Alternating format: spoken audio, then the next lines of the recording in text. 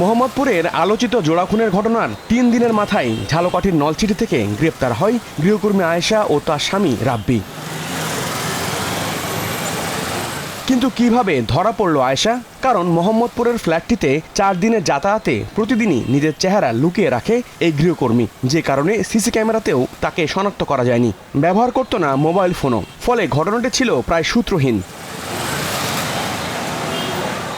আয়েশার অপরাধের ইতিহাস এটাই প্রথম নয়। গেল জুলাইয়ে মোহাম্মদপুরের হুমায়ুন রোডের আরেকটি বাসায় কাজ করতে গিয়ে স্বর্ণ ও টাকা চুরি করা আয়েশা।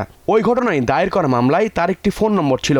শনাক্তকরণ চিহ্ন হিসেবে গলায় ছিল পোড়া দাগ। পুরনো এই মামলা থেকেই প্রাথমিক সূত্রটি পায় পুলিশ।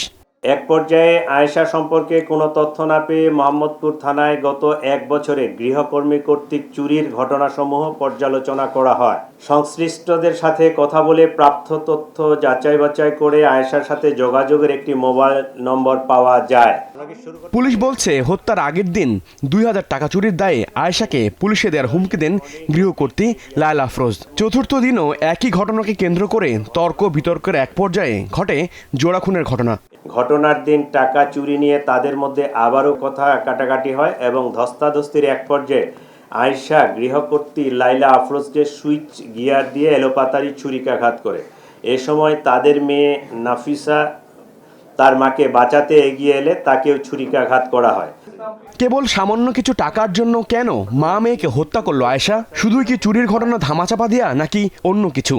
যদি সে সত্যিকারই ২০০০ টাকা চুরির জন্য বাসাওয়ালি তাকে বাগবিতণ্ডা করে, সে তারপরে দিন নাও আসতে পারতো, কিন্তু সে হত্যা করার উদ্দেশ্যে ছুরি চাকু নিয়ে বাসায় আসছে কাজের মহিলা, তাহলে তার তো ক্রিমিনাল ইন্টেনশন নিয়েই সে ভিতরে ঢুকছে।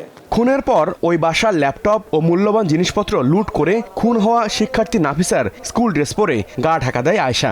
কিভাবে সেফ এক্সিট হবে সে তার কাপড় চোপড় চেঞ্জ করে মেয়েটার কাপড় চোপড়গুলো পরছে, মুখ ঢাকছে, একটা ওই ল্যাপটপের ব্যাগ পিছনে নিয়ে এজিফ যে বাসার মেয়ে প্রাইভেট পড়তে অথবা কলেজে বা ইউনিভার্সিটিতে বাহির হয়ে যাচ্ছে, এই একটা এনভায়রনমেন্ট ক্রিয়েট করে সে বাহির হয়ে গেছে।